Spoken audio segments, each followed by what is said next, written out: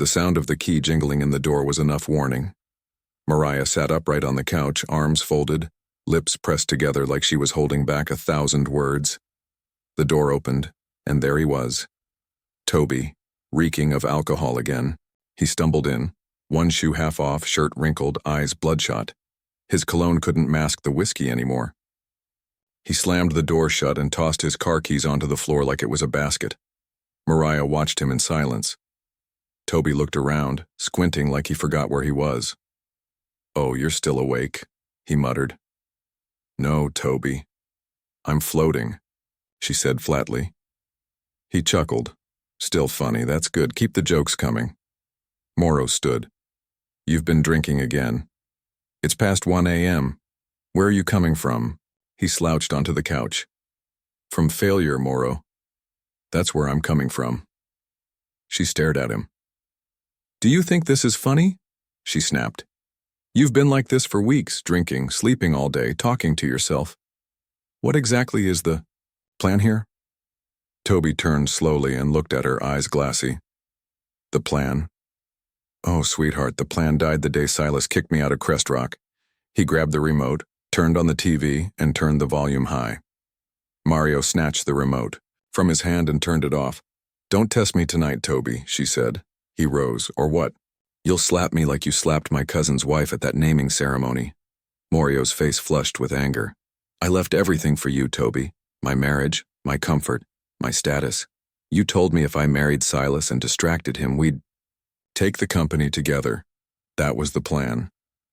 But look at us now. Broke, jobless, in a rented apartment that smells like kerosene, and regrets."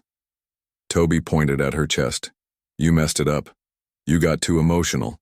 You let that dupe girl outsmart us.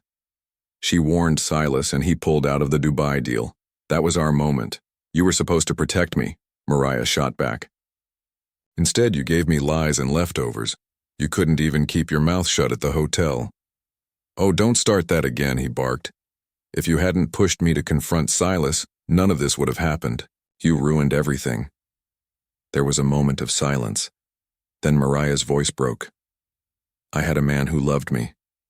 He gave me everything. I was the envy of everyone. I wore designer clothes and lived in Lakey. Now look at me. Look at what I chose." Toby scoffed. "Then go back to him. Crawl if you must. See if he'll even look at you again." She grabbed her bag from the table. "Don't tempt me." "Please," he laughed bitterly. "You were just a pretty face on a throne you didn't build. The moment you lost that man, you became ordinary." Mariah's hand paused on the zipper, her eyes burned. "You'll regret that, Toby." "I already do." There was silence. Thick, ugly, regretful. She walked to the door, then turned back slowly. "You see, that whiskey you're always drinking?" she said softly. "It won't numb the fact that you failed. And when it finally wears off, you'll still wake up to your empty bank account and your empty life." She slammed the door behind her. Toby stood there, swaying slightly, staring at the spot where she had been standing. Then slowly he sank to the floor, dropped his head into his hands and whispered, "I had it all and I lost everything." Outside, Morrow stood in the corridor with her arms wrapped around herself, breathing fast. She turned off the phone and for the first time in her life Morrow cried, really cried. Not because of heartbreak but because of the weight of her own decisions. And across town, far away from all the noise, Dupe stood in front of a gate, her suitcase in hand. She looked up at the mansion quietly. It was time to start her next assignment. The Uina household looked perfect from the outside. Clean, compound, white pillars, flower pots lined up like obedient children. Neighbors assumed they were a power couple, rich, classy, blessed, but inside it was war. 2 weeks had passed since Duke resumed quietly as the new housemaid. As usual, she didn't say much. She blended into the walls, swept without sound, and kept her eyes open. The first thing she noticed was the cold. Not air conditioner cold, marriage cold. Mr. Owena barely spoke to his wife, Ronnie. She, in return, barely looked at him. He came home late. She stopped asking where he went. He ate his food cold. She stopped bothering to warm it. They were two strangers raising the same children. One night, Dupe overheard Ronki crying in the kitchen. Low, muffled sobs, the kind you press into your palm so the walls don't hear. But Dupe heard. The next day, Ronnie's voice cut through the dining room like glass. You want a divorce? Then file it. Let the whole world know you destroyed your own home. Owina didn't raise his voice. He just wiped his mouth and dropped the napkin. I'm tired of being blamed for everything. Wrong. This marriage ended a long time ago. No, Owina. You ended it when you started sleeping with your secretary. I won't dignify that with a response. Because it's true, she snapped. Dupe stood in the corner of the living room dusting picture frames. No one noticed her. That was her gift. She watched Ronki storm out of the dining room, eyes red, lips trembling. She watched Owina sigh deeply and pour himself a drink. She didn't say anything. Not yet. But she was waiting for the right moment. Thursday morning, Weena looked extra sharp in his dark blue native. His watch sparkled. His shoes clicked like power. His perfume reached the staircase before he did. He was about to step out when Duke stepped forward, blocking him slightly in the hallway, a wet rag in one hand. Sir? She said quietly. Weena barely glanced at her. Yes. She looked up. Please don't go on that trip this weekend. He blinked. What? Duke's voice didn't shake. The trip to Paris with your secretary. You told Madame you're going to Ibadan, but your real destination is Paris with Natasha. Obina froze. He stared at her like he was trying to figure out who knew what she was. I beg your pardon. Dup's tone dropped lower like she didn't want the hallway to hear. I had a dream, a clear one. You entered the hotel room with her. You laughed. You drank wine. Then you collapsed. They said it was a heart attack, but it wasn't. She put something in your drink. Her boyfriend was already in the room next door. They emptied your accounts before your body got cold. Weena slowly lowered his hand to his side. Who told you this? Duke tilted her head. Nobody told me, sir. I saw it and I've learned not to ignore what I see. He stepped back. This is madness. You're a maid. You shouldn't speak this way to me. I know, sir, she said softly. And I would never open my mouth if it wasn't serious. Weena's eyes were darting now. Nobody knows about that trip except he stopped. Dupe folded her rags slowly. Ask yourself how I could know all that, sir, and then ask yourself if I'm lying. Weena stood there, breath caught in his chest. He didn't answer. He didn't move. And Dupe, she turned around and walked away. He didn't leave the house that morning. He sat in the living room like a man who had just read his own obituary. His phone buzzed. Natasha calling. He picked up slowly. Hey babe, you ready for Paris? No. Why? Something came up. The trip is canceled. Silence. Then her voice dipped. Is everything okay? He didn't answer. She tried again. We can push it to next weekend or Dubai instead. You know I'd follow you anywhere, he hung up. At the office later that day, Natasha brought him tea. Her voice was sweet. Here, just the way you like it. He took the cup, looked at it, and poured it slowly into the flower vase on his desk. She stared.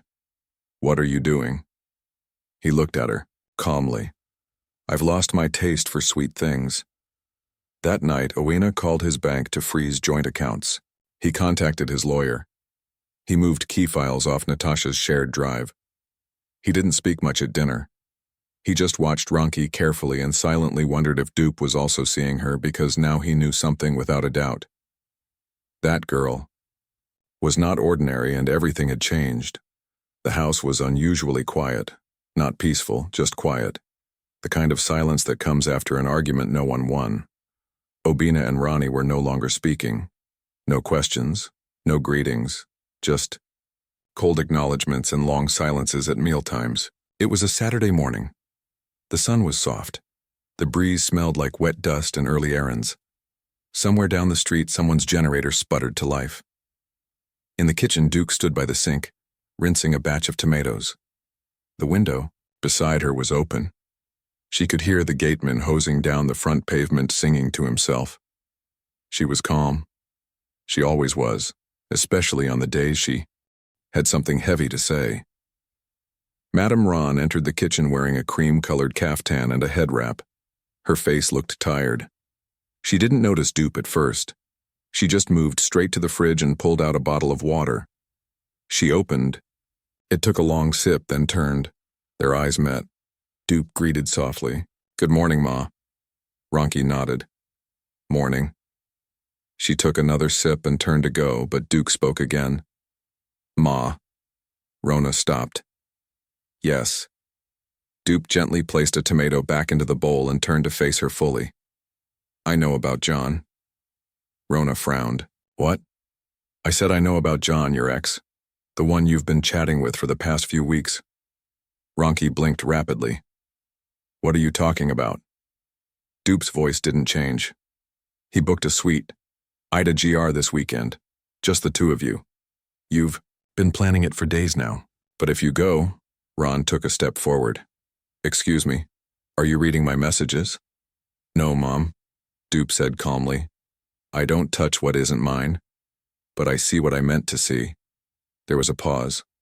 Then Dupe added, "If you go to that hotel, you will lose your marriage and your dignity. What you think will give you comfort will bring you regret." Ron's throat tightened. She tried to speak, but no words came out. Duke picked up another tomato, continued washing like nothing happened. Ronky's eyes welled up. "You have no right. You're just a maid. I'm a witness," Dupe said softly, "to what your heart already knows is wrong." Silence filled the kitchen, again. Not cold this time, just heavy. Ronky gripped the edge of the counter. "He betrayed me first." "I know," Duke replied. "He hurt me. He made me feel invisible." Dupe nodded slowly. "And you wanted to feel seen." Wrong wiped her eyes. Quickly, I wanted to feel something again. Anything. Dupe turned off the tap, dried her hands, then looked Ron straight in the eyes. "You still can. But not in that hotel room." She picked up the bowl of tomatoes and walked past Ronky gently. As she stepped out of the kitchen, she paused. Sometimes revenge feels sweet until it rots everything it touches. Then she left. Rona stood there, her back against the fridge, her eyes full. She didn't go to the hotel that evening. She stayed in bed and stared at the ceiling for hours, deleting chats, ignoring calls, whispering apologies to herself. Meanwhile, Wayna sat in the guest room that night, laptop on his lap, reading through Natasha's financial movements. Dupe walked past his room without looking in, but somehow Wayna felt like she knew.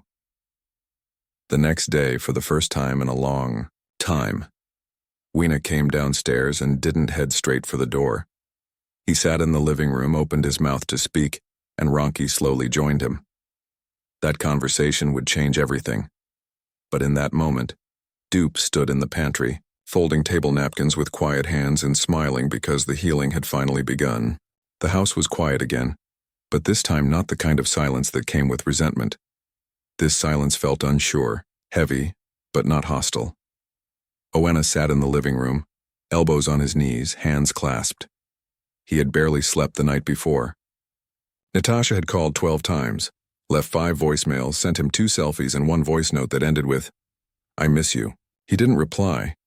Not because he was being noble, but because for the first time in months he was afraid of her, of himself, of how close he came to dying in the arms of someone who only smiled for his bank balance.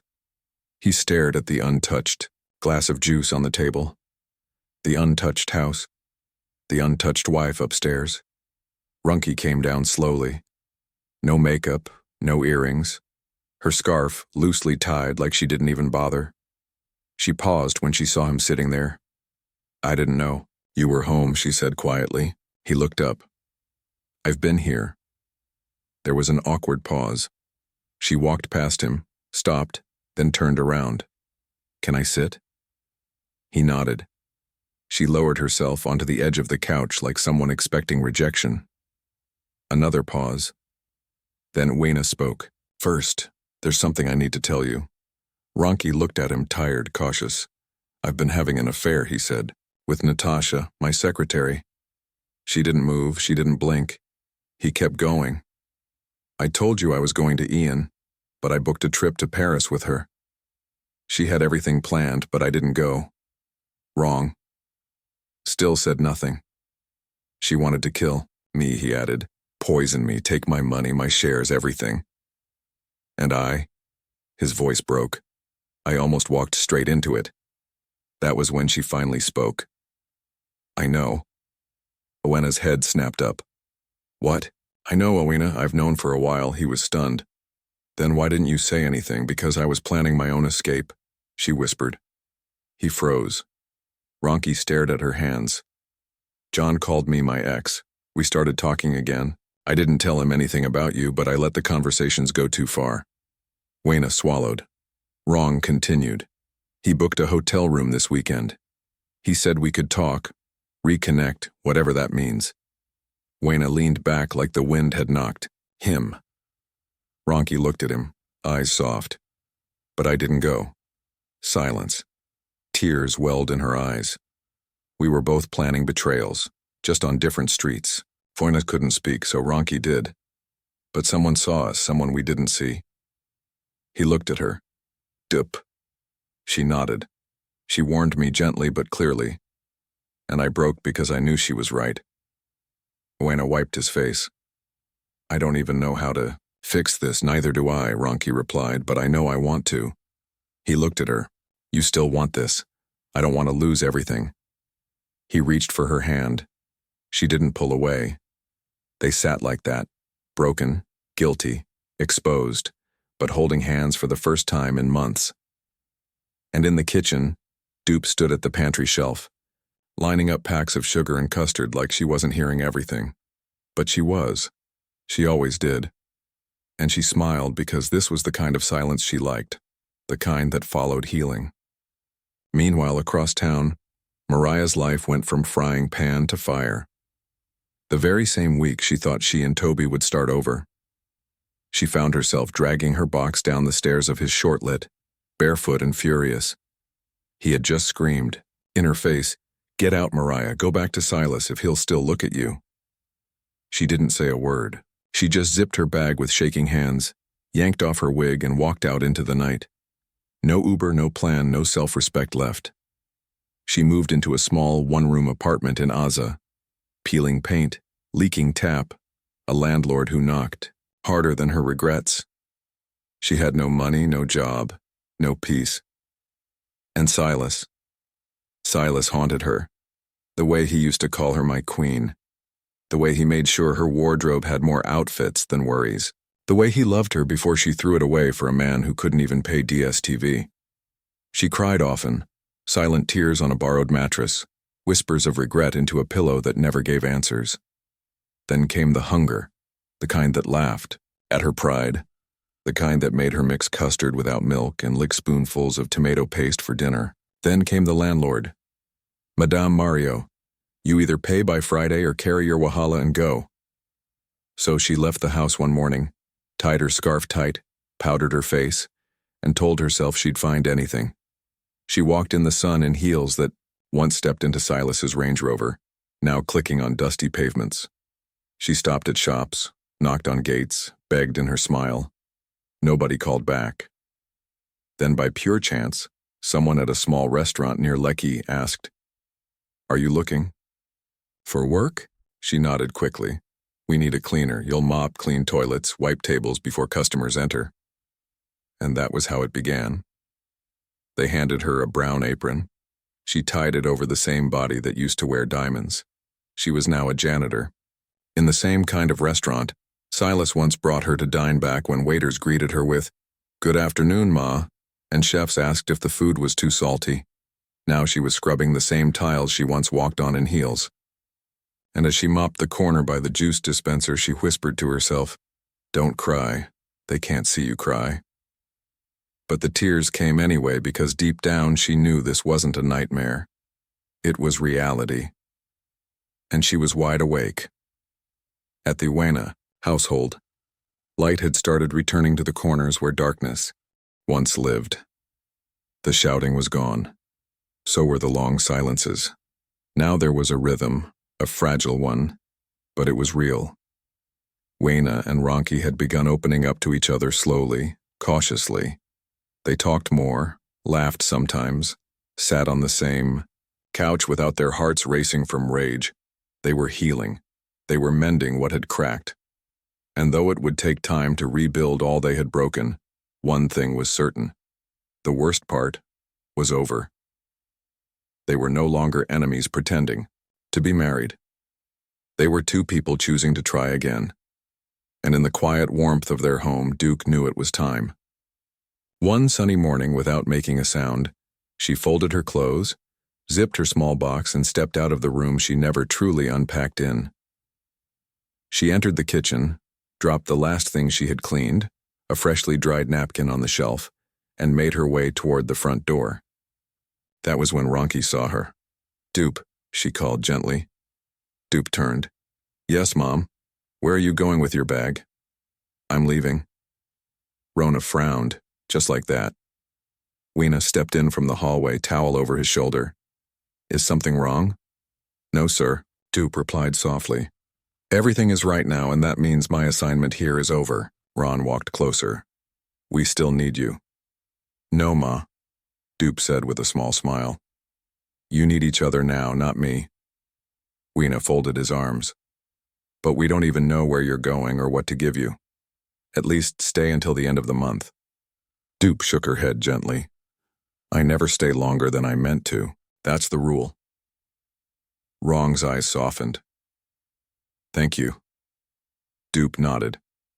"Live gently. Talk kindly. Watch each other." They both stood there, husband and wife, watching her like they were seeing her clearly for the first time. Duke picked up her box, walked to the door, and turned just once. "I wish you peace. Hold on to it." And with that, she walked out. No sound, no fanfare, just calm footsteps fading into a new beginning. Meanwhile, across Logos, Mariah had just finished cleaning the women's restroom when her supervisor burst into the mop room like a hurricane. "Moro, VIP customer, just entered. Go wipe down table 6 and make sure the juice bottles are aligned." She didn't argue. She was tired, her back ached, her knees were calling for hot balm. She grabbed a cloth and marched into the restaurant with her apron tied too tight, and one stubborn braid sticking out of her scarf. As she approached table 6, she looked up and froze mid-step. Her eyes widened. Her spirit left her body briefly. Silas sitting right there like a scene from a film. His wife sat beside him, heavily pregnant, glowing like she ate gold for breakfast. She was laughing, the kind of laugh Mariah hadn't laughed in years. Their little boy was there too. Cute, chubby cheeks, happily sipping juice with 2 straws. Like he had no idea his father was once betrayed by the woman now holding a wet cloth. Mariah took 1 step back, then 2. Then she did something even the angels didn't see coming. She ran, not calmly, not elegantly. She bolted through the side aisle, apron flying, cloth still in hand, shoes squeaking against the tiles like cartoon sound effects. One waiter blinked. "Who be that?" Another whispered, "Why she'd run like say them pursue Am." The manager shouted, "Mariah, where are you going?" But she was gone. Out the back door, into the sun, into pure, unfiltered embarrassment. She didn't stop until she reached the next street, breathing like someone who just escaped prison. She leaned against a wall, pressed her hands to her chest, and whispered, "Blood of Jesus." It wasn't even that Silas saw her. He didn't. He didn't recognize her. He didn't glance around. He was too busy peeling meat for his son and laughing with his glowing wife, like his world had never cracked. And somehow, that made it worse, because he was over her and she was still living in the shadow of what she threw away. Across town the sun was shining, but the street was quiet. A cab pulled up slowly in front of a massive white mansion in Ikoi. Tall gates, high fences, security cameras at every corner. The kind of house where secrets wore perfume and pain hid behind tinted glass. Dupe stepped out gently. She adjusted her scarf, straightened her plain gown, and lifted her small box from the car. She stood still right there in front of the mansion, her face calm, her eyes focused. And then she smiled. That quiet smile, the one that came before healing, before truth, before revelation. Because she wasn't just a maid, she was the fixer, and this was her next assignment. Thank you for watching. Please give this video a thumbs up and subscribe to our channel. Also share with your friends and family. Until I bring another interesting story your way again.